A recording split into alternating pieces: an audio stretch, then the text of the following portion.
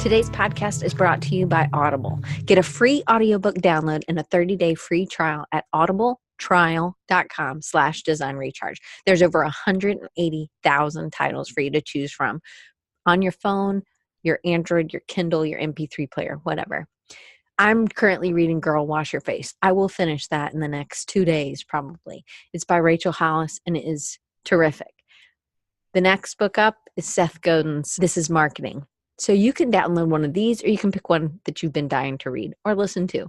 Lots of times they're read by the person who wrote the book, which I love. So check it out, audibletrial.com/designrecharge. Hey everybody, welcome to another episode of Design Recharge. I'm your host, Diane Gibbs, and Design Recharge is about giving hope. So if somebody else can do it, then you can do it too. And Veronique started the same way. She worked in the ad world for many, many years and then started freelancing, and then freelancing blew up. So I'm really excited. It's episode 289. We're getting real close to that 300 mark, but I'm super excited to introduce you guys. Did I say who I was? Anyway, if I didn't, I'm Diane Gibbs. I can't remember. So Veronique Zayas is who we have. Now, Veronique is somebody who I met here locally in Mobile. She came to an AIGA event. She was one of our reviewers for our AIGA Flourish conference, and she rocked. She was on a panel. I got to talk to her more, and then I told her I was going to tell her. She doesn't know what I'm going to say, but this is what. So to me, when I look at Veronique's work, I see something. It's fun. She makes me want to be a better designer. She also makes me feel like I can actually do it. Like, she has taken side projects and then she's like, I'm going to incorporate this in. I'm going to learn how to do this, and I'm going to incorporate it, slide it into a client project. And then she started doing that more. And then she started getting client projects that were those side project-esque like. So to me, you're super inspiring, and this is exactly what Design Recharge is all about, is seeing how somebody else has done it. But this doesn't just come. You're not magic. You have a lot of hard work, right, behind you? Yeah, I don't sleep. No, it's not that bad, but yeah, I work a lot and do a lot of side projects and do a lot of, it really is a lot of hustling and being involved in the community and building relationships beyond work, because people work with people they like. There's a lot of really great designers out there, but just kind of being present and making the kind of work you want to do and putting it out there. It's the same story for everybody. Yeah, it's a thing that works because it's what works. Yeah, exactly. But it takes time, it takes commitment, and it's a committing to yourself about continuing to learn. Because as a designer, if we stop learning, we will stop progressing forward. Right? You're going to get stagnant, and that is not you. Yeah, no, absolutely. And I think especially in our industry, you have to do that. Students are scary coming out of school right now. So many of them have access to YouTube and Skillshare and things like that when they're 14 years old. And touch Photoshop till I was in college. So you gotta, or they're gonna go, boop, boop, boop, and they're learning like crazy. It's nuts. So. All right. So you're in Pensacola. Give us a little bit of your backstory. You freelanced, you worked in the ad industry. Where did you grow up? And then did you study design in school? Kind of give us a little bit of the backstory. So set the stage. Okay. So I was pretty much born and raised in Texas. I was born in the first, 8 years of my life. I was in a suburb outside Houston called Kingwood. Typical childhood. We moved overseas for a few years when I was 8 to 12, which was cool. So I got a little bit of a global perspective. We lived in Nigeria. My dad was in oil. Yeah. Wow. So that was very different. And we were there for 4 years, then moved back to Houston. I went to college in Waco. I went to Baylor, which is completely random. Not exactly the place you go for design education, but I didn't really go into school saying I want to be a designer. I knew I liked art and drawing and stuff like that. But my parents were very hesitant to be like, okay, you can get into an art degree, because their whole thought process was you're going to be a starving artist. My mom was like, what, are you going to paint on the corner?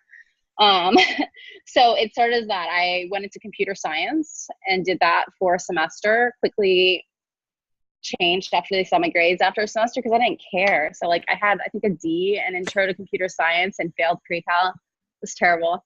I made 2 Ds in college too, just so you know. One was in economics and accounting. Oh, I got to change my major after that as well. No, it was bad. But anyway, so I started as computer science and switched over after a semester. Like, I didn't know what graphic design was. I think that it wasn't really the thing to do. You didn't see a lot about it in the media, really. You just knew that people kind of made things, but never like put 2 and 2 together. Right. So I was lucky to somehow get, I think it was like one of the counselors or something like that, get pushed into the direction of the art school and went in and took some basics and things like that. And then ended up in the graphic design program there. So I graduated from there and moved to Dallas. Dallas is kind of like the place, aside from Austin, that you go in Texas if you want to get into design. There's a lot of agencies there. There's a lot of hubs of like large brands. So it's a great place to like grow a career. I was honestly like super lazy when I got out of college. I got a job waiting tables and was kind of just doing whatever. I was freelancing a little bit for like a couple music venues and things like that, but not actively like super looking. Did you know you wanted to do business? Like, was a business in, so this was just design. Okay. So, cause you're so business focused now. Oh yeah. Okay, keep going. No, not at all. I had no idea like that I would even ever touch this sort of stuff. But basically, like, really, I want to work at Richard's Group when I was in school. And that was the place I wanted to work because I really liked their work. And when I couldn't get in there, I was just, I think a lot of students have that problem too. They want to either be like up here or it's like not good enough. And I was totally like that. So anyway, I eventually got a job at a newspaper of everything. My now husband just sent me an ad. He was like, I just sent your stuff to this company. They called me. I got in. It ended up being the best place I could have started ever. Because it was layout. I would do 1 week of layout, and then I would go do 1 week of building ads for like 50 different businesses and having to kind of look like their look. And, you know, some of them were like real estate ads, or you're updating copy for a house listing. And some of them were actually, you had more creative freedom. But I got really, really fast and I got really good at programs, and I had a fantastic boss who would let me, kind of play with internal projects and things like that. So if they were doing sales, media kits, things like that, I would have some more freedom. So I stayed there for 2.5 years or so, and then I just wanted to move on, kind of get out of that, and went into shopper marketing. So I worked at a shopper marketing agency for 4.5 years. We did a lot of Pepsi, Frito, basically selling chips to kids. So you'd walk into a Walmart and there'd be a display, and you have to figure out how to create a display and collateral and promotional materials to get somebody to buy Cheetos instead of, I don't know, whatever other brand. So I stayed there for about 4.5 years and then left with a couple other people. We were like, we're going to start an agency. We had no idea what we were doing. Like, I had been the creative director, but it was basically managing projects in the art department. Like, I didn't know how to talk to clients. I didn't know how to present. I didn't know how to get on a phone call without feeling I was going to puke. So we left and kind of started doing this thing and quickly learned what we didn't know about running a business. Like, we had no idea how to find clients, how to price, how to invoice, any of that. And so we ended up kind of all three freelancing together, but on separate things, really. I mean, we'd have some projects where it was a good learning experience because we figured out what we didn't know. But at that point, we started doing work for an agency, actually, where I met Chelsea at, called Studio Good at the time. And we started, basically, they had an office in California and Texas and New York, and they didn't have an art department in their Dallas office. So Megan, who was my business partner at that time, and myself kind of went on board with them and built out their whole department. So that was the first time I was able to actually get some sort of insight into how an agency worked, because I would work closely with, you know, one of the partners that was there, with the account team, be involved in new business development pitches, things like that. So it was still very fast turn for a lot of the stuff that they did, because they would do a lot of just like fast turn, quick creation stuff. But there would also be like websites that were these full, huge campaigns that I was able to be involved in. Karina said she also started in a newspaper, and somebody else said Carrie said newspaper was her first. So you have to hustle. You have to learn how to turn things, and you also, it teaches you maybe not to be so glued to your idea that it's got to change because we got to get it's got to go to press, right? Oh yeah, it has to go to press. I think like the second week the first time I was there when I was handling the press deadline myself, the file got corrupted. So we had to rebuild half of the paper within like 3 hours. So it went to print at like 4:30 in the morning, and the delivery guys or whatever supposed to be at like 6 o'clock in the morning. So it was that sort of stuff. So it was also really good to start to learn how to handle pressure. Yeah. And things like that. So yeah, no, I mean. How did you handle pressure at that? Because you're young, you're starting out, you obviously are. I mean, how did you deal with the pressure? Because it is a lot of, did you just have good bosses? So my first boss was fantastic. The one who was at the newspaper, he was like, that happened and he was back in the office like, we'll get it figured out, So he was probably the best person that I could have been around at that time in my life, and incredibly encouraging. But yeah, I don't know. I think I naturally kind of juggle things pretty well, and am lucky to be able to just be pretty level-headed and not let, if there's a problem, okay, what do we need to do to solve it? We can be upset over it and drink wine to feel better later. But yeah, so it was a really good experience. So when I was at Studio Good, that's when I was able to start to get hands in and experience really managing teams and things like that, and had some room to start playing creatively. Dealt with, kind of bigger brand, longer campaign work where we'd be able to, we do like the Alzheimer Association's longest day walk, and we'd work with them to figure out the look of it and everything associated with from social media stuff to, print collateral to the website and things like that. So you're exploring a lot of stuff there. Were you finding things that you really liked at that point, or were you still just trying to like turn and burn? No, we were able to play a lot more. So we would have like a concept, and we were able to build out a few variations. One teammate might be better at one style than another, and we'd play with a few different concepts and options and things like that, and explore. So that's when I had started playing with hand lettering on the side. And like Chelsea, actually, I'm glad she's here because she got pulled into the chaos.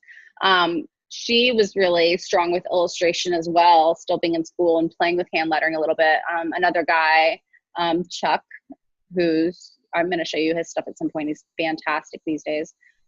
He had been messing with illustration and lettering too. So we sold in this concept of, it was for Be the Match, it used to be Be the Match, just the National Marrow Donor Program. It would basically be a drive to get people to sign up for this site, to get on the Marrow registry, to kind of build that list. And they targeted college students and things like that.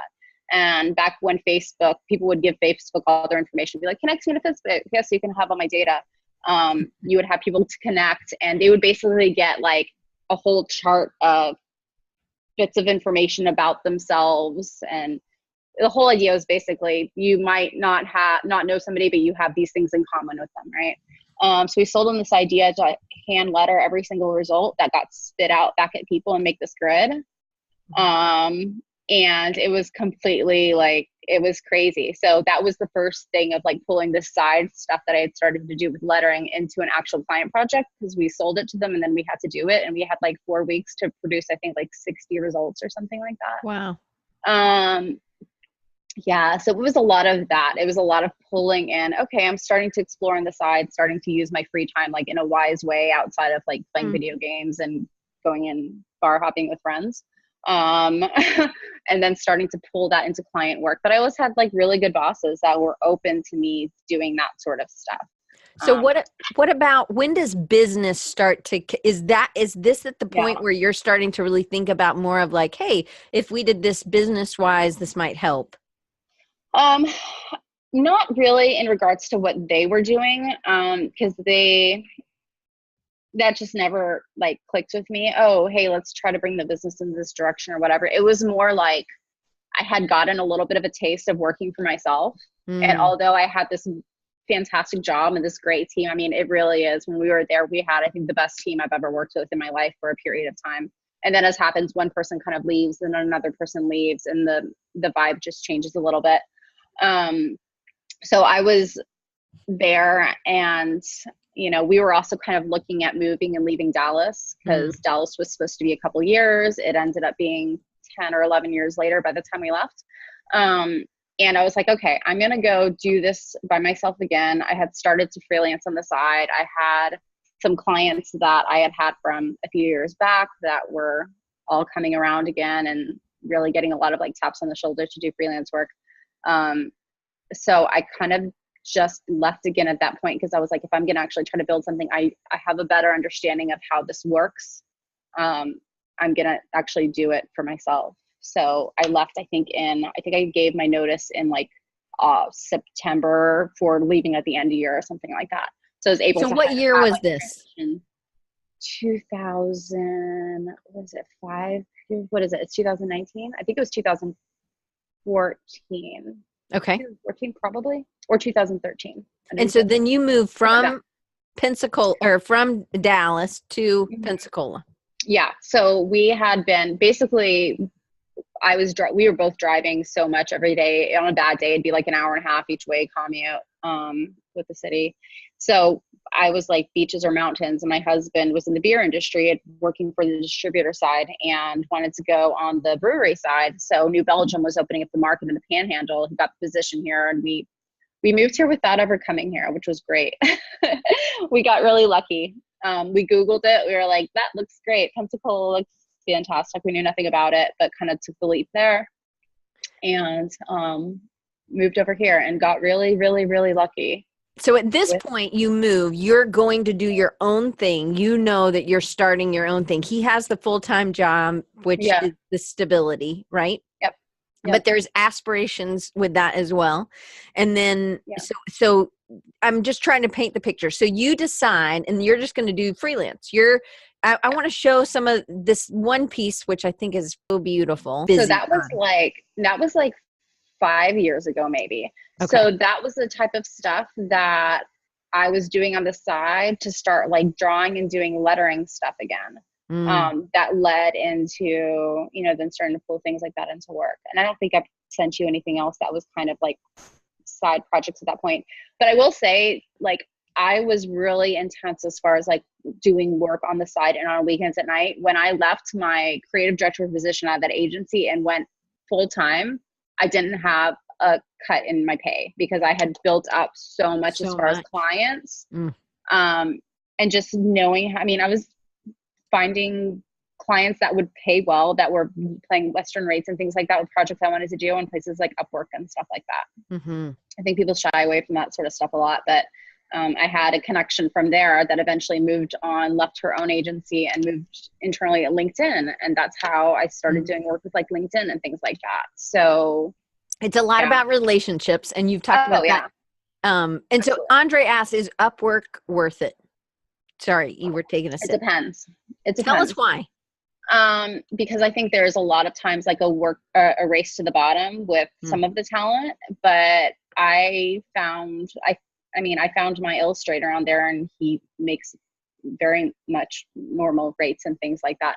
I think it depends on the kind of clients. If you find American clients, often European clients, people that are looking for more of a creative side or an ongoing resource, you can do that. I think they have like a premium platform too right now that like Johnson & Johnson uses and things like that. So larger agencies, it depends. You have to be really careful about it.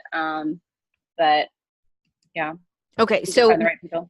So when you get to, I want to show a little bit more of your work. So I'm going to pop that up, and you do a lot of branding work. This is the stuff I think Karina will love, is these patterns. Yeah. So that's how I started to pull like lettering and illustration to client work. So I was doing, it was like Atlanta Homestays is a homestay group out of Atlanta, but basically was doing their branding. And I was like, okay, well, I want to build out pattern work. So it was a little bit of going above and beyond and building pattern work into their actual system. Right. So that ended up being used on the site, on cards, on things like that. So then the next time I'm sharing stuff on Instagram or putting a case study up on the site, it's got those sort of elements and getting a little bit deeper to build a full system as opposed to just you The know, here's basic. the look on your fonts. Yeah, no, I don't. Right. So Don't really do you're that. pushing because you wanted to add more of this to you. So to me, this is where I think, oh man, if she did this, I can do this, Diane. And to me, this was one, you were adding lettering, but it was also you were really adding fun. Like to me, these are just fun. And it's like, okay, who doesn't want to have fun? Maybe a hospital. I don't know. But then you tend to do this on a regular basis. So if you're talking about if we were chemist or something, this is the recipe Veronique finds to get and to grow, and you've done this over and over. So you decided to do a lettering project as soon as you got to Pensacola. You want to tell us about this one? So this town is very like definitely kind of tight knit, and people work with who they know. It's a lot of people have been here their whole lives, so it is definitely one of those things that it takes a minute to break in. You have to be loud, but once you do, it's very easy to know anybody or be connected to who you want to be connected to. So being loud, I want you to define that. So because being loud can be bad, but then it can also be good. So how have you made it be great? I think that you just have to do things that get people's attention, like in a positive way, and do it consistently. And also, just be nice to people and show up at events and, just make friendships. Like I will never go into a situation where I'm like, I want to work with this person. I'm going to try to be where they're going to be. Right. Mm-hmm. Like business usually comes from somebody who knows somebody who knows somebody or something like that, or putting out good work and then people start to recognize and reach out to you for that. I just go into things where I'm like, I admire what this person is doing in the community or in their life. And I want to be friends with them and learn from that. And that seems to be like, people don't like it when you try to sell them stuff. It's really annoying. No. But you've been able to also find ways for your passion to come out. So things that you were exploring. How much exploration in Letterforms did you do before doing this local letters project? So the letters thing kind of came from wanting to do something that got noticed in the community. So I did like a letter a week that was something that was Pensacola themed, right? So it went on for 26 weeks in the alphabet, 26 letters in the alphabet. So it was something that I was able to like hashtag an organization or a business or a area like East Hill, they've got their Facebook stuff or whatever. But basically able to, as far as exploration, like some of them I would spend a whole day on them. Sometimes I'd do in a few hours. It really just depended on it because I put this timeline on myself that was sometimes absolutely insane. So then I started to actually, I think that's about the time I started to get into more patterns there too. But yeah, that is the reason that like the wife of the guy who started Perfect Plain, which is a brewery in town, which is probably one of the most recognizable things I've done locally, saw this and had followed this. And that's how they knew I existed. That's awesome. It was, and that was after I had kind of shifted from freelancing under my own name to starting to set up things under Hatchmark to be able to grow, to bring on people, to bring on bigger projects. But yeah, that is the main reason that things started to really build in Pensacola and connect, and just, making sure people have a good client experience and doing really good work for them and being able to share that. So then Perfect Plain led to like Bride Society and Restadero and Ripe and like a lot of the stuff that's coming up now. They were also able, go ahead. Oh, so Andre asked, you changed the name of the company to seem bigger or to be a collective? I think that there's definitely a different perception if you're doing something under a kind of established name as opposed to yourself. Also, my name is really weird. That just doesn't make for very good branding. Hey, go to veroniquezayas.com. What? Bardui says she hears you. Yeah, exactly. And I want to be able to, bring people on, and I don't want everything to be like me forever, right? Not necessarily as far as I want somebody else to be able to go out and represent the company and have ownership in like what they do. I don't want to be like, oh, I work for Veronique Zayas. Like that's just, I don't know. It's weird when you have employees and they're like, That's part So, of the journey. but that's also one of the ways that Yeah. sets you apart, because one, you're already thinking about, if you have employees, before you even had an employee, you're already thinking about what would be good for them so that they can, because maybe this is something that you didn't have, or you did have at some of your jobs, that you had ownership and you felt like you could say, this was mine. It wasn't just somebody's name of a company. Yeah. So Yeah. another thing is that you're always pushing yourself. And yes, you could have just done it with fonts that exist, but instead you're like, okay, I'm going to get better at this. And Chelsea said, man, this woman and her speed with Bezier's. But the thing is that you didn't come out of the womb being fast at Bezier's. It's because you practiced and you did these projects and you gave yourself time limits. You got better, correct? Yeah, absolutely. Oh, no. Yeah. I've put so many hours, I think, into just sitting around with a piece of paper and pencil, at first tracing paper and, working on lettering. And then, like, I use an iPad now just because of speed and iterating. Like, I totally appreciate the people that are able to have really gorgeous Instagram profiles because they're like hand doing everything with paper and beautiful objects and things like that. But I am just kind of the person that needs to be fast and efficient with things. So if I am working in Procreate, I can have 20 different layers of different iterations and things go 10 times faster. So I think it's about practicing a lot, but also making good use of your practice. So that's something when I was doing like the letters project, I wanted to be able to play with illustration. Like those really are more illustration pieces than like lettering pieces, right? It's just a drawing of an A or a Z or whatever. But that was the goal, like having a common theme so I could really get well practiced with something, even if it's only over 26 pieces, right? You also said something that stood out to me. It's like once you graduated, before you graduated or right after you graduated, you weren't using your free time in a way that was maybe the smartest. And now that's all you do. Like you really live and breathe design. I know you're a mom and you're a wife and you do those things as well, but you really, design is your passion.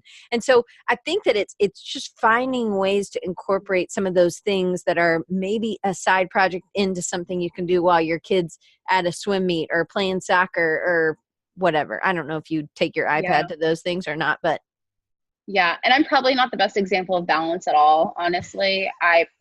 Because I have those moments where I'm like, oh my gosh, I've seen my child for an hour today. Like it's bad.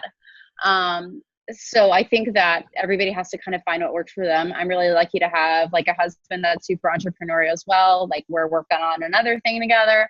But at the same time, like my kid has grown up around that. Like I'm going to have to pound into his head that you have to get a job first. You're just not going to know this stuff right away. I don't care if it's a job with me or with your dad.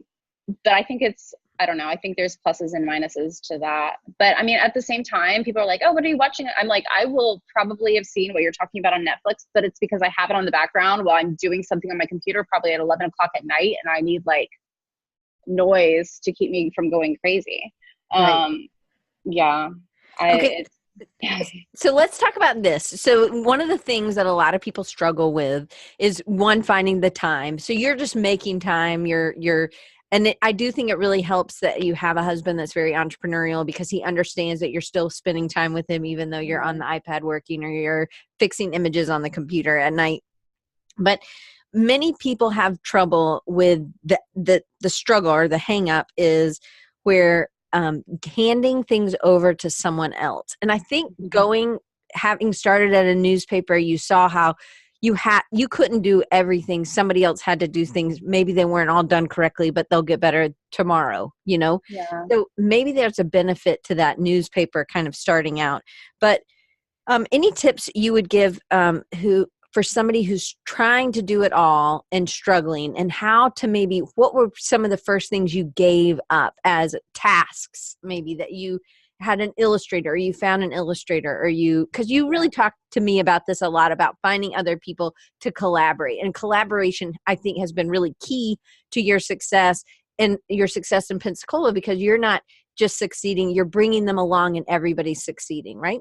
Yeah. And I think that as far as handing things off, I think I was able to kind of manage teams in a couple different situations, like in agency life and things. Sorry, I'm swinging around a pen. Being able to manage teams. So I was kind of used to doing that, but that's something that I have to force myself even to do now. Be like, okay, you can hand this off to somebody else. It's going to get done well.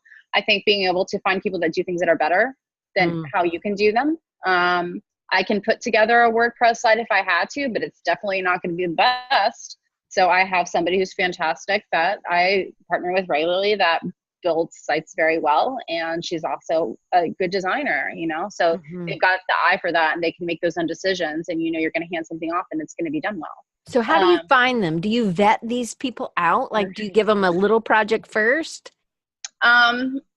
Yeah, I mean, often so it sometimes starts as, you know, I need help on a small project here and there. The last guy that did work with me regularly, he kind of went off to start his own thing eventually, but he was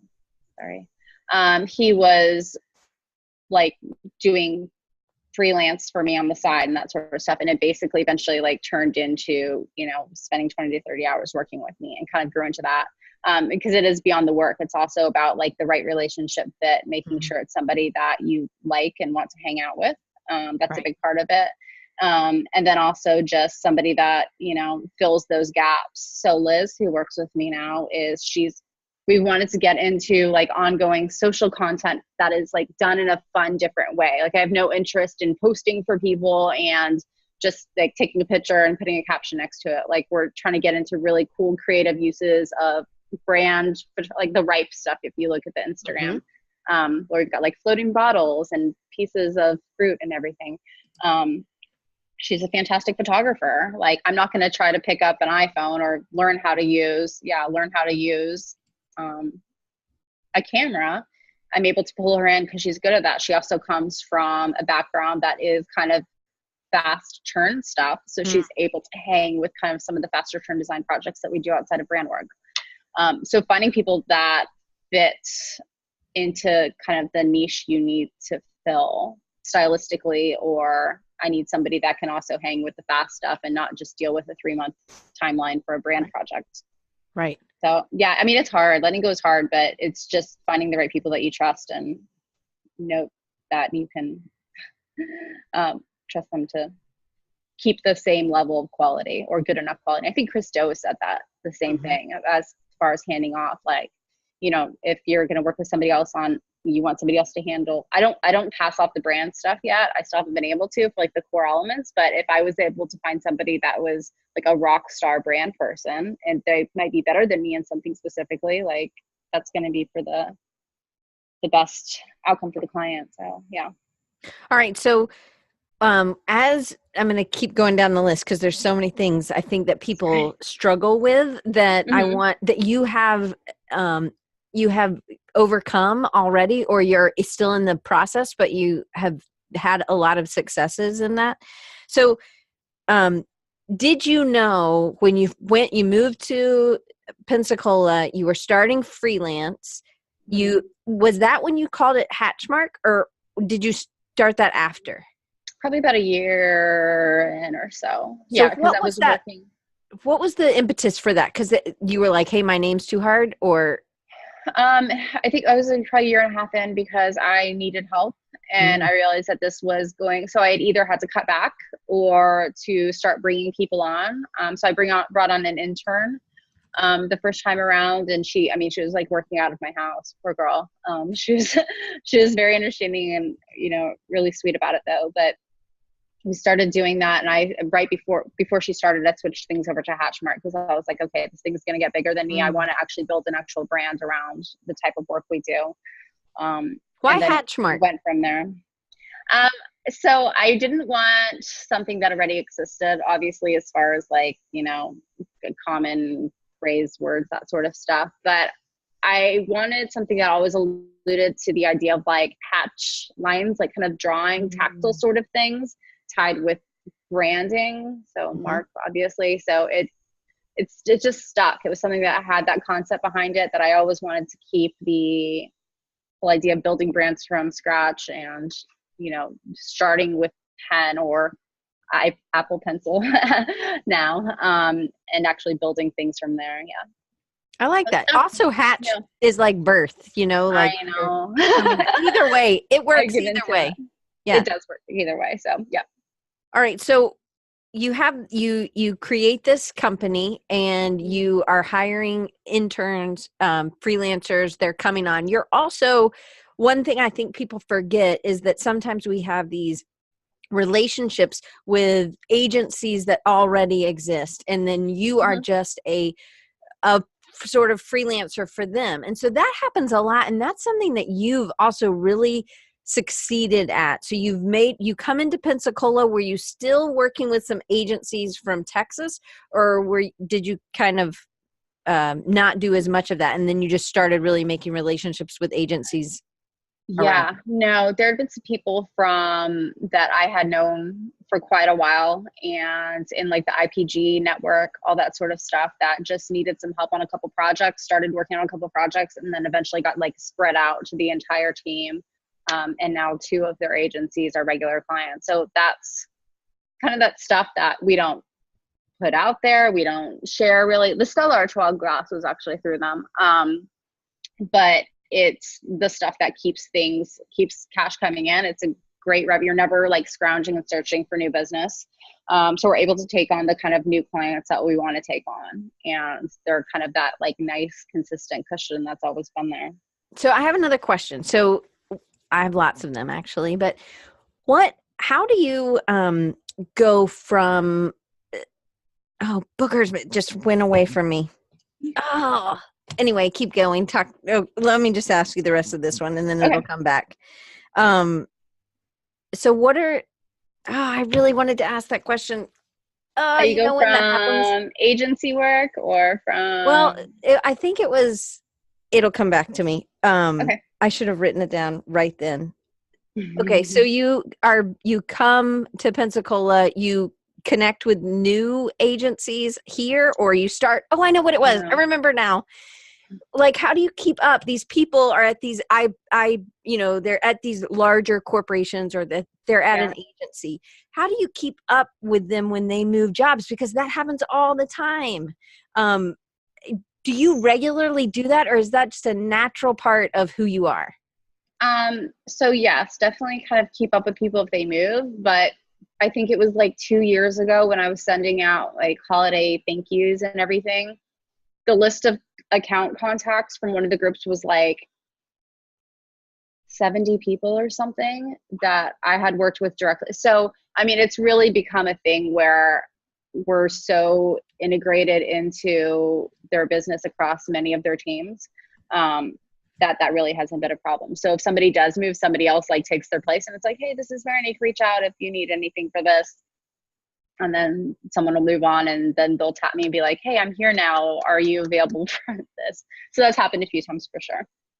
So, but people have moved complete companies. Like that's where you got the LinkedIn work. There's where, like, is it just from the yearly thank yous that you see that they moved or? Well, I mean, not really, because I think that if you're working so closely with somebody, I mean, a lot of them were like friends on Facebook. If I'm in New York for a client, we go grab a coffee or a beer or something like that. So it's a matter of moving beyond just, it's not a financial transaction when you're working with somebody. Like you're very involved in their project, their business. So it's actually becoming friends with these people who are your clients.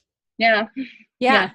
So and I then, think, I don't think it's, I think it's natural for you. I don't think it's natural for everybody. I think some people really kind of like their space and they don't really reach out. But I think that even reaching out with people on Facebook or LinkedIn and seeing what's happening in their lives, that might be enough to form a relationship to a point of when they will take you with them when they go to another place. I just think it's sometimes, social media gets a bad rap a lot of times. I think it's a great way to keep up with people, clients.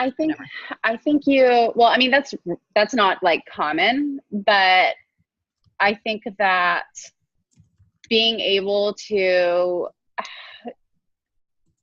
I mean, it's just even a matter, instead of replying by email, if there's a question, like hopping on a phone call and getting some FaceTime or a conversation with a person. Trust me, I am naturally seriously introverted. I want to sit on my couch and I want people to leave me alone on Saturday night. And, I think it's something that I think extroversion is like a trainable skill, and you have to make yourself get out in public, and you have to make yourself like, I've made myself like present at things in the past and give talks because it was something that had made me nervous. So it was like, you're going to do it 10 times until this doesn't feel like a nauseating thing. And if people, I know there's people that's hard. It used to be really hard for me. I used to, like I said, I wasn't joking when I said I used to get nauseous before I was getting on a phone call with a client. But that's something that's trainable. And if you want to be able to run a business, you have to be the public face of that business, and you have to kind of deal with it and figure that out. You have to be able to go to an event and know at least a handful of people in the room and have a conversation with them, even if you don't feel like it and it's been a long day and you have to go home and keep working. So Andre has a question. He says, do you keep an Excel spreadsheet or any system to keep those relationships so that you have addresses and things like that? Or maybe an email list and how you know them and how far? That's a really good idea, but I don't. You do it from memory right now. Yeah, I think just a lot of the people, a lot of the clients that I have, I've known for 8-10 years or so. So you kind of know who they are because they had started off as clients, kind of moved on. So I never really, and I mean, if I had a new business development person, they would probably be reaching out to old clients being like, hey, we're still here. This is what we're doing. But I just can't manage all of that right now with everything going on. But that's another thing that I've said. I'm like, at what point do I pull in a new business development person? But can I? Because I think I'm so tied to the business, and a lot of people know me, and that's how they know the business as opposed to the other way around. So that's what I'm trying to figure out. Like, how do you do that without losing the reason people work with you, which is a lot of the time because of the relationship they have with you. So. All right. So, and some people were sharing some stuff at Naomi, who's also in Portland. She said Airtable has a good CRM, customer management. I don't know what the R is. Can't remember. Template to use, and Airtable is free. So that's terrific relationship. Thank you, Naomi. I appreciate it. Okay. So, I know how you have niched down. How would you tell someone because maybe there were some things, I hope this, I don't know if this is true, but I hope there was something you tried that you weren't great at. And then you were like, nope, I don't like this, or I just decided this isn't for me. So how did you decide that this was still worth your time and you still wanted to attack it every day? Or how did you let go of something and say, no, it's not for me? Like, cause I feel like everybody says niche down. And it's really easy because it looks like you got it really easy. You started to do that lettering or whatever patterns. So I've done a lot of stuff. Like, it's even just from like jobs past, there was publishing, there was shopper marketing, which is like displays and print stuff, and then digital work. So I think I've been lucky to have a very broad, I don't know, it's in time because I've had a very broad experience, my background. So I'm able to kind of hop between a lot of different mediums. I think people get that a lot if they come from kind of the ad world. But at the same time, like, there's some people that come out of school, they're like, I want to do branding, and they just hop branding agencies. And I'm like, maybe I should have done that. I was curious to see if I had really dove into this 15 years ago, how I would have been. But I think that, especially with working with larger agency clients, we are definitely not working on brand work with them, right? But the only work that I put out there and appear to have niched down is what I put on social channels and on the site and things like that. So focusing your internet, because it's your website and your social media channels, focusing those things to the things that you want to do. Yeah. And then when we do bring on new business and things like that, the only thing people really contact me about right now is tied to brand work. But that being said, brand work extends into so many things. So like Liz right now is in the other room working on getting some pages updated on a client site for sales pages for their products, right? Right. So it's me able to kind of hold on to the core of things and then delegate for kind of the ongoing support stuff or whatever. That's what really drives constant revenue and things like that. So yeah, but I think that's the case with a lot of people. I think that a lot of people are probably doing what's beyond their social accounts. Mm. But just you really get the kind of projects that you put out there. So that's important. All right. So, did you, and we're going to talk about that kind of like getting to that client, but did you double down on the type of businesses you were going after? That were branding and patterns and just the whole kind of like identity system, or and what has been the best way you have found to connect with new businesses? Is it asking some of the people that you've already worked for, hey, do you know anybody in something else, or what kind of methods have you used to do that? Yeah. So I typically I don't cold call people or that sort of stuff. I think there are some groups in town right now where I have relationships with the people that are already within them. And I'm like, hey, we'd love to work with you guys. Can you connect me to the right person? But I already have a relationship with them somehow. And I have a relationship with them because I'm very involved in community activities and things like that around town. So there's always that sort of previous connection. Nobody wants to hear from you the first time when you're trying to sell them something.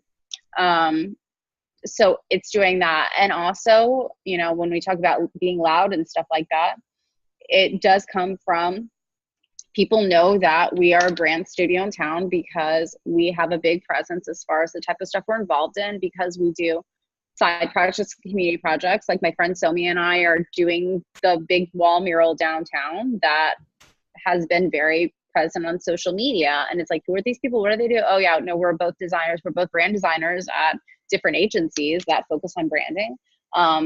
But we've been doing things outside of even showing brand work that gets attention, right? So then people, and that's when my name does come in handy, because it's weird. People remember it. It's unique. So, that's good. Yeah, very unique. All right. So what do you think the best way? So say, I want to kind of give somebody a actionable step here. So say you have a lettering, you want to do more lettering. Maybe, can you remember a project like this? Or you want to do more murals. And I'm going to pull up some of your mural work in just a second. So how would you're already involved in the community and somebody has a need and you say, hey, I want to donate my time? Or do you say, hey, I want to give this to you at a reduced rate? Or what does that look like? Because then other people see it, and then you have to go to the opening, and you have to put in your dues, the social dues. I think you can't just really do the work. Sometimes I think they want to be a part. It's like they're part of the party when you come to the opening, right? Yeah, I think that you have to, first of all, have some sort of work put out there already. So, we would get together and paint a wall in my house and do post space off of that. You have to show people you can do the work before they'll pay you for it. So that might be in creating your own projects, creating your own. Yeah, exactly. Like the one below it, the Collaborate, Innovate, Accelerate, that was from a co-work space that I used to be out of, and they wanted to do a mural. So yeah, I did that at a reduced rate. The thing below it, it's that Pensacola thing. So that's what Somi and I worked together on our first time when we worked together on our mural project. And it was a public art project that was going on during this thing called Foo Foo Fest. It's like an arts fest once a year. So I was kind of one of the in progress shots. But yeah, I don't know, murals are fun for us, honestly. So that is something that we're trying to do more of, looking to do more of.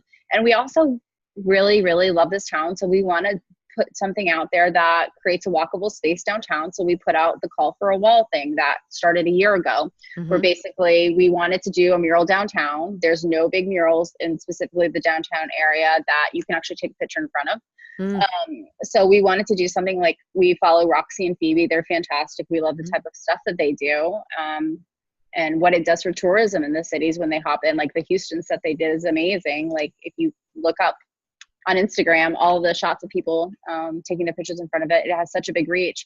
So we're trying to get the city to do more of that type of stuff. So instead of going out there and charging somebody, trying to sell this thing that's tens of thousands of dollars that nobody's done here really yet, we created a thing where we put out a video. We said we're going to basically donate our time and our talent to putting a mural in downtown Pensacola. All we need is a wall. So businesses Mm-hmm. apply. So now the businesses know who you are. You're able to have a conversation with the people that you're considering, build those connections. So the businesses applied. There was one wall that we had been staring at for a long time anyway, and like, that would be a really fantastic one. We hope they apply. We probably would have reached out to them if they didn't.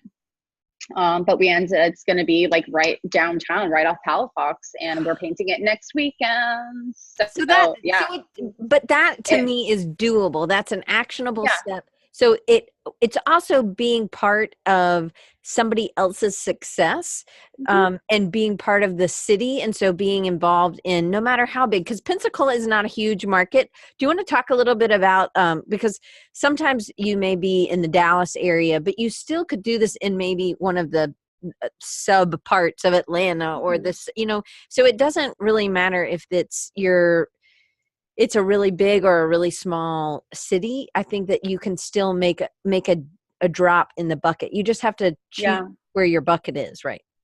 Exactly. So, I mean, I would look for areas that are kind of up and coming and developing and have a lot of activity going around on them.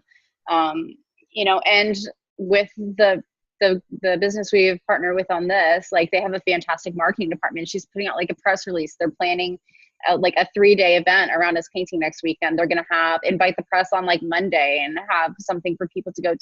So it's really being strategic about where you put your time and efforts too.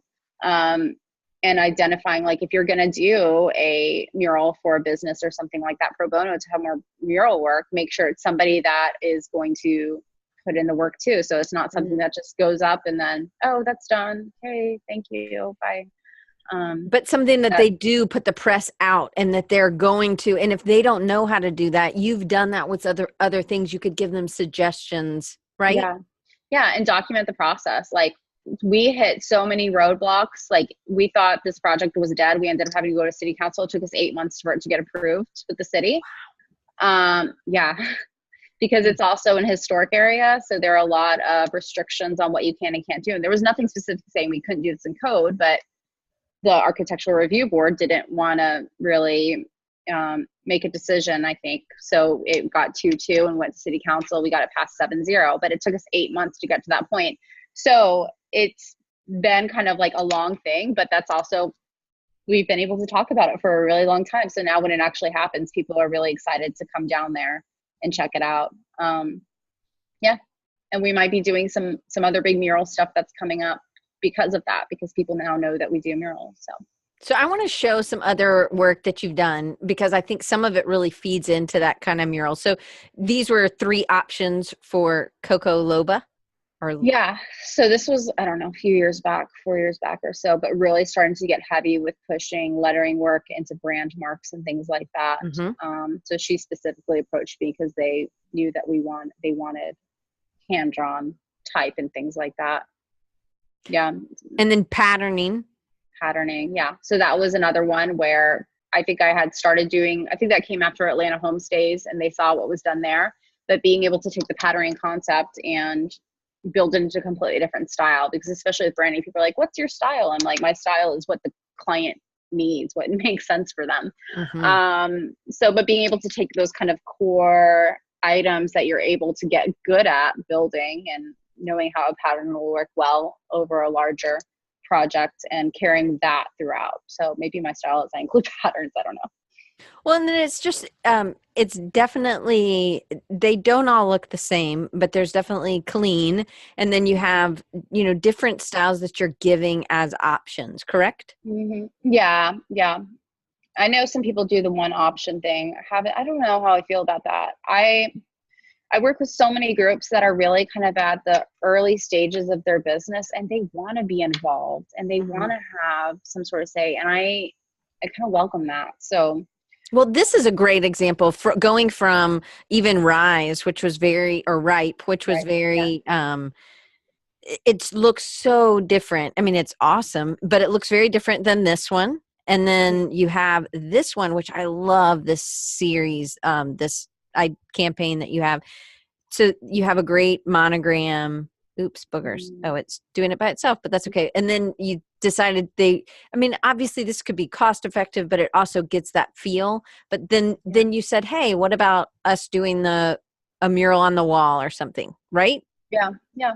And like, that's that sort of stuff. And I know it's probably controversial, but like, that wasn't in the original proposal. Like, I'm going to draw your mural on the wall, but I was like, this place needs that on the wall. So we projected it up at night and it took us a couple hours, and then spent a half day painting it up there. And it's like this big impactful piece when you walk in.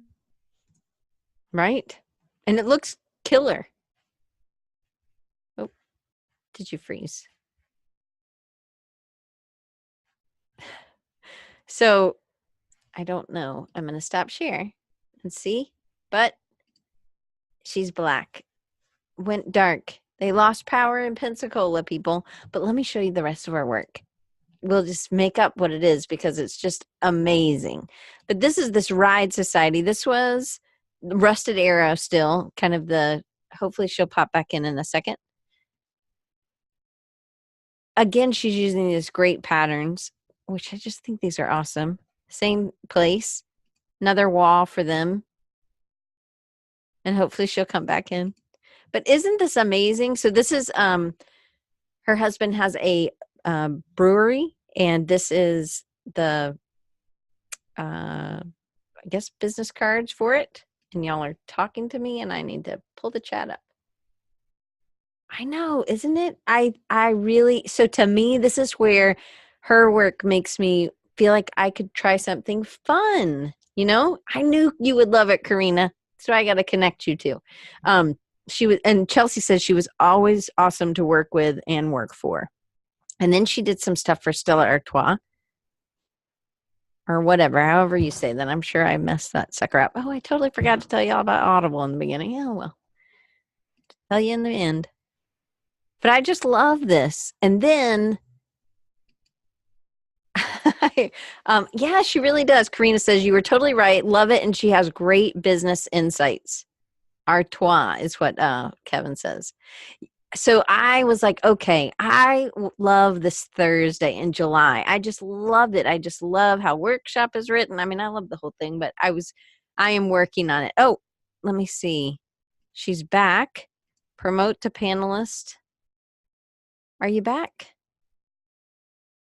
Are you back? I can see you.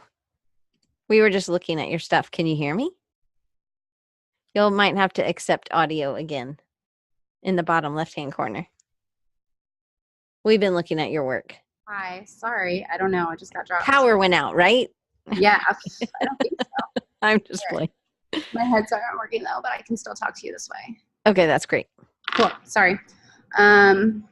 So we looked at your husband's brewery and the Ride Society. We looked at all your work, and people were like, oh my goodness, Karina says you were totally right. Love it. And she has great business insights. And that's something that I think is really, again, you're using patterns more here even, which I think is just incredible. And texture, you really utilize that feel, that tactile feel, I think, within your work. Yeah, it's just a matter of building systems, right? So building something that people can, I mean, a logo is great and all, but it's how you use it in the larger piece and how you can build out a bigger system that's reusable then too. Like Ride Society is using elements of their pattern in like apparel and swag, and I'll go into Publix and see somebody in a Ride Society shirt, and it's really cool. Like they've actually, people buy the shirts when they've never even been there before. So yeah, I think that's awesome. Cool. Okay, so I'm going to end it because it's 2:30, but I wanted you to answer a couple. These are like our flash questions. Okay. So when did you start thinking of yourself as an entrepreneur? Ooh, okay. So probably when I made the shift to do Hatchmark stuff, and then we went to find an office space. So the first office we were out of was an entrepreneur development incubator, basically. Mm-hmm. So that was a big part in starting to really get more of the business insight, start to really think about like, you know, how much is this going to cost me to create versus hiring this person to do this versus, you know, starting to think about the bigger picture from the entrepreneur business side of things. So that was a huge part of it. It was great. So like 4 years ago? Yeah, around there. 4 years ago, I guess. Okay. So a good. So, how do you recharge? How do I? Are you kidding me? Do you need to go? I'm sorry, I'm here. Okay. How do I recharge? Yes. We do I'm really bad at that, Diane. We live by the beach, so it's nice to get out there, get out in nature sometimes. We do a lot of... Do you just need less recharging, you think? I don't know. I really like what I do. I work a lot. My work is fun. I do side projects, honestly. I think that's a lot of what keeps things interesting with doing the murals, and taking on, kind of those passion projects. I really would love to teach more, honestly, and to talk more and doing things that are actually more educational focused, getting out from behind the screen a little bit. I like talking to students. I like talking to other people that are kind of in the business community and learning from what they're doing. All right. So Krishna she's the one in New York City. She said, how do you promote your patterns to get non-textile related work? I do both pattern design and illustration. I see a lot of patterns out there in advertising, but then when I talk to people at agencies, it seems like they do all that pattern stuff in-house. A lot of my pattern work ends up being textile based, and I want to push it into other markets. I would say make some connections, relationships with some designers at in those agencies or some of those in-house places. What would you say, Veronique? Yeah. So the patterns that we do are typically in brand systems. So that's how it's become kind of this organic way that they are integrated within the actual work, as opposed to, I don't know what she's doing in agencies if it is in brand work. But those are clients that I own directly. So it's not doing it through another agency that might already have those capabilities. But so say it was a lettering project and it was somebody who was working, it was a style that you didn't do. I think if you can rock that thing, so you need to show some brand patterns like the Stella work that you did. I don't know if all those illustrations were already there. Those were things you created. You didn't create the Stella brand, right? Yeah, no, exactly. So they had the concept. It was with the whole royal wedding, Harry, Meghan thing. And they had this concept where they wanted to show like icons within on this glass to just make this really pretty lacy piece. But I had already done like the Atlanta homestays and things like that. So I was like, let's just try this thing out and see how it works. So I kind of started to drop some sketches and send it over, be like, okay, is this the direction we can go in? You kind of have to show people, I think, sometimes to put yourself out there and actually do it, even if they don't give you permission to do it. Do a version that they want to see, but then if you know this is going to work really well for something, do that version as well. And then you have to be able to sell it. You have to be able to say, this is why this is going to work. This is why this makes more sense for the brand. I don't ever really just send work. If it's like ongoing client work, I'll be like, here's this, let me know what we have edits or anything like that. But if it's brand work or a big concept, I don't just send stuff off. I'll be like, hey, let's get on a call and talk through this. This is the reason behind it. But I think if that's what you wanted to do, Krishna, I would start doing some side projects that had those things that were more branding connected illustrations or patterns instead of it being so textile connected, I think. Yeah. I don't understand. You mean like as opposed to being like just for textile work?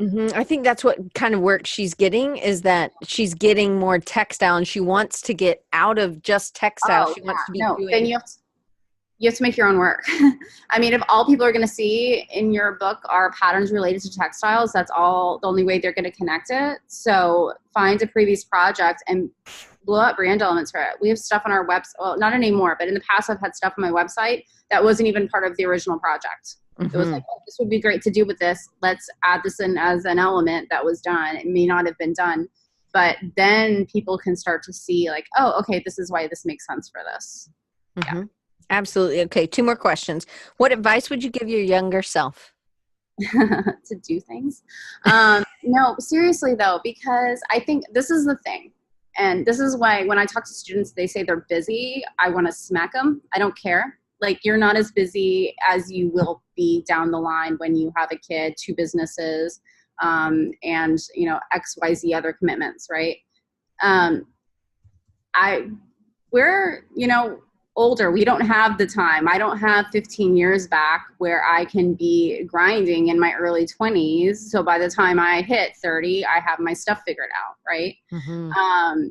So I think that you need to spend as much time as you can experimenting, finding what you really love to do, try a lot of different things, and like work your ass off, because you have less commitments now than you're gonna have 2 or 3 or 10 years from now. Absolutely. All right. And then the last question is, what is next?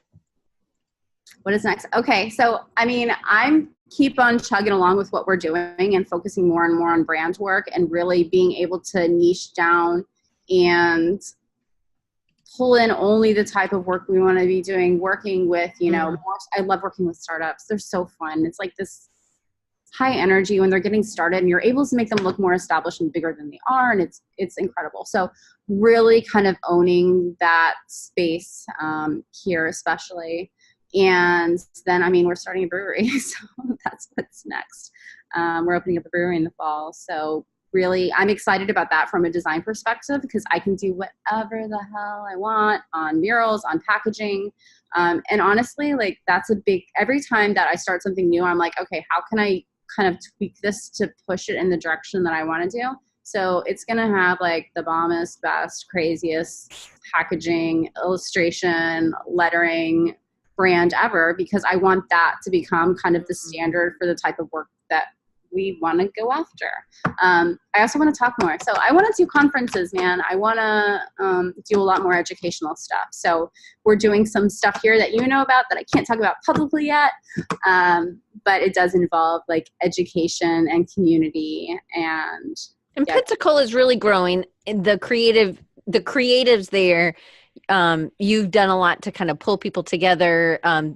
There's been a lot of more, maybe it's just that a lot of people have moved to Pensacola from somewhere else, and you've been part of that. And so that's really a neat thing that you're involved in within your city, that people could get involved in their cities to do the same sort of thing. Yeah, I'm telling you, like, when I say we got lucky here because the size is right to be able to actually have an impact easily.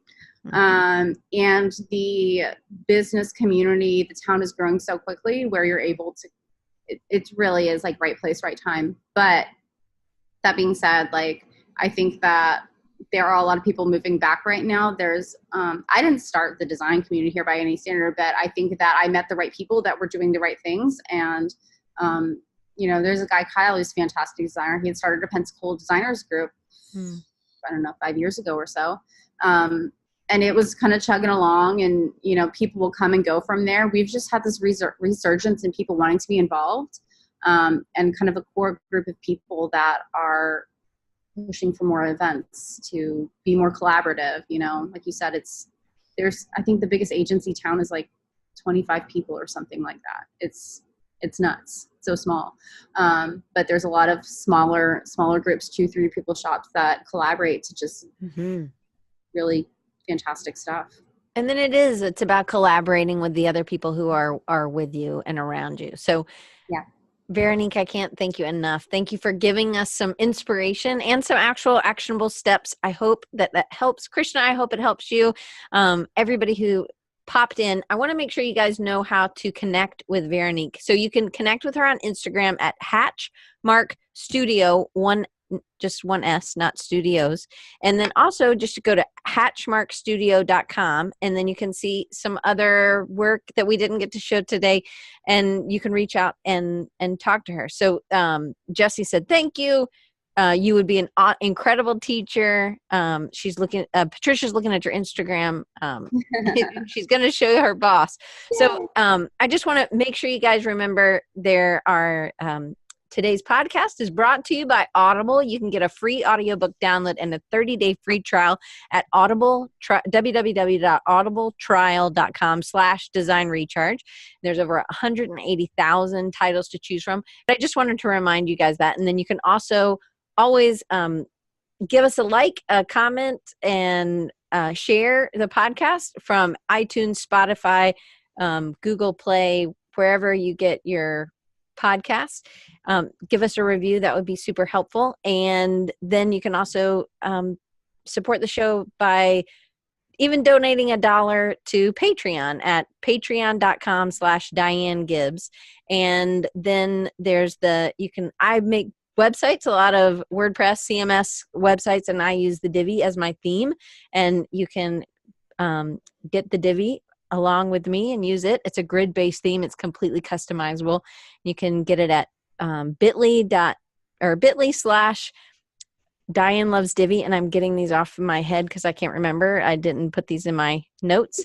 And then the other thing that I love maybe even more than the Divi, which is hard to say, is Elementor, which has really changed, revolutionized, and I'm much faster in creating the websites. And you can get that at bit.ly/dr Elementor. 4 ways you can support the show. And then, of course, and she shared her email. I will put it in the chat. It'll be on the show notes, so I will pop that over. Veronique, thank you so much again for just being here today and helping me out and inspiring us to do more fun things. And hopefully, it really is. It's super inspiring that you're just like, hey, I'm going to do this. I'm going to incorporate this. And you just, I don't know, I feel like it's really inspiring to see you just continue to grow. And you're just killing it. I said you were a boot kicker, and you are. Listen, Diane, okay, so, I mean, I'm just glad to be talking to you. I talked about or heard about you before I even met you, and the stuff you do in the design community in Mobile and beyond, some creative style. So you are a crazy force, and hang out with you more. So we're going to out because we are. Oh, no, there you're back. All right, well, guys, next week, we have Beth English, and it's not E-English, it's I-English. And so she has really redefined herself, and I'm excited. She's a painter, but she's also another boot kicker. This is the start. Veronique started off the Entrepreneur Month of Design. So I'm really excited. We have 2 women and 2 men, and I can't wait. So hopefully it'll be the boot kicking month in a good way. I think it's a good way. But thank you for kicking off this month and of just entrepreneurs and being such a great role model for so many people. And we will see you guys next week. Thanks, guys.